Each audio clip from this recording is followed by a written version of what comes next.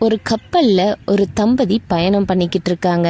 அப்போ கப்பல் கவிழக்கூடிய ஒரு அபாயமான கட்டத்துல ஒரே ஒருத்தர் மட்டுமே அங்கிருந்து தப்பிச்சு போக ஒரு சின்ன படகு இருக்கு. அந்த படகுலையும் ஒரு நபர் மட்டும்தான் அமர்ந்து தப்பிச்சு போக முடியும். இதை பார்த்துக்கிட்டு இருந்த கணவன் சிறிதும் யோசிக்காம தன்னோட மனைவிய பின்னாடி தள்ளி விட்டுட்டு கணவன் மட்டும் அந்த படகுல ஏறி தப்பிச்சு போறாரு. கவிழக்கூடிய கப்பலோட அந்தரத்துல இருந்தவாறு தப்பிச்சு செல்லக்கூடிய கணவனை பார்த்துக்கிட்டு மனைவி சத்தமா இப்படி சொல்றாங்க. இந்த இடத்துல என்ன சொல்லியிருப்பாங்க கணவன் மனைவி கணவனை பார்த்து அப்படின்னு சொல்லி ஆசிரியர் இந்த கதையை மாணவர்களை பார்த்து கேட்கிறாரு. எல்லா மாணவர்களுமே பல வகையான பதில்களை தர்றாங்க. அப்போ ஒரே ஒரு மாணவன் மட்டும் அமைதியா கேட்டுக்கிட்டு இருக்கான். ஏன்பா நீ சைலண்டா இருக்க அப்படின்னு சொல்லி அந்த மாணவனை பார்த்து ஆசிரியர் கேட்க, ஒன்றும் இல்லை டீச்சர் அப்படின்னு அந்த பையன் சொல்றான். ஏன்பா உனக்கு தெரிஞ்ச பதில் ஏதாவது சொல்லுப்பா அப்படின்னு ஆசிரியர் கேட்க, நம்ம குழந்தைய பத்திரமா பார்த்துக்கங்கன்னு சொல்லியிருப்பா டீச்சர் அப்படின்னு அந்த பையன் பதில் தர்றான்.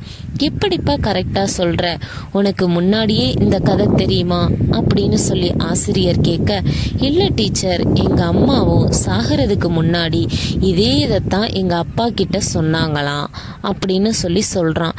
இதை கேட்ட எல்லாருமே ஒரு நிமிஷம் அமைதியாயிட்டாங்க. ஒரு பலத்த மௌனத்துக்கு பின்னாடி ஆசிரியர் திரும்பியும் கதையை தொடர்றாரு. தனி ஆளா அவங்களோட குழந்தைய அந்த மனிதன் வளர்த்துட்டு வர்றாரு. அவர் வளர்த்து அந்த குழந்தைக்கு ஒரு நல்ல எதிர்காலத்தையும் உருவாக்கி கொடுக்கறாரு. அந்த மனிதரோட மரணத்துக்கு பின்னாடி பல வருஷங்கள் கழிச்சு அவங்களோட குழந்தை அந்த தந்தையோட டைரியை பார்க்க நேருது. தாய்க்கு உயிர்கொல்லி நோய் இருக்கிறதும் அப்போதான் அந்த குழந்தைக்கு தெரிய வருது. கப்பல் கவிழ்ந்த சம்பவத்தை அப்பா அப்படி எழுதியிருக்காரு. உன்னோடு நானும் கடலின் அடியில சங்கமித்திருக்கணும். நாம இருவரின் மரணமும் ஒரே நேரத்துல நிகழ்ந்திருக்கணும். நான் என்ன செய்ய, நம்மளோட குழந்தைய வளர்த்தெடுக்க நான் மட்டுமே தப்ப வேண்டி இருந்தது.